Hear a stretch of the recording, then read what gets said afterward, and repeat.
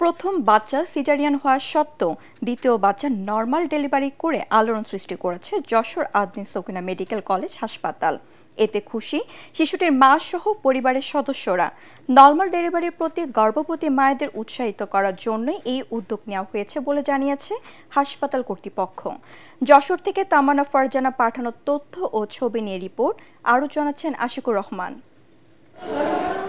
যশোর সদর উপজেলার রামনগর গ্রামের মুস্তাকিম গাজীর স্ত্রী লিমা শহরের রেল রোডে অবস্থিত আদ্দিন সকিনা মেডিকেল কলেজ হাসপাতালে 5 বছর আগে সিজারে প্রথম কন্যা সন্তানের জন্ম দেন। বর্তমানে দ্বিতীয় সন্তান ডেলিভারিতেও সিজারে করতে হবে প্রস্তুতি নিয়েই হাসপাতালে এসেছিলেন। কিন্তু গত 3রা জুন রাত 1টা 35 মিনিটে চিকিৎসকদের দক্ষতায় নর্মাল ডেলিভারির মাধ্যমেই দ্বিতীয় সন্তানের জন্ম হয়েছে তার। এতে দারুণ খুশি নবজাতকের মা লিমা খাতুন ও তার পরিবার।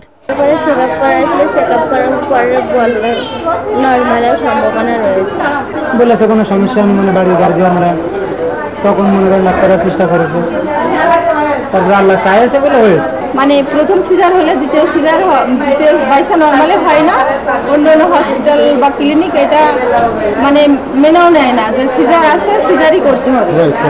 আর আদ্দিন সেটা সম্ভব করেছে। আদ্দিন হাসপাতালের চিকিৎসকরা নর্মাল ডেলিভারি করে উদাহরণ সৃষ্টি করেছে বলে মনে করছেন হাসপাতাল কর্তৃপক্ষ।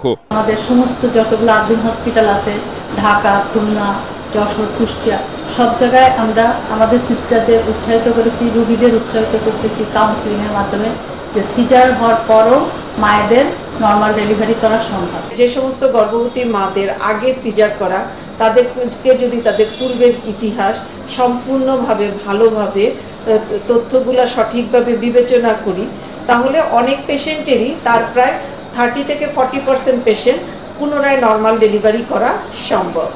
আদ্দিন হাসপাতাল নিরাপদ মাতৃত্ব নিশ্চিতে গর্ভবতী মায়েদের নর্মাল ডেলিভারিতে উৎসাহিত করছে বলেও জানান তারা। Bureau report, ATN Bangla.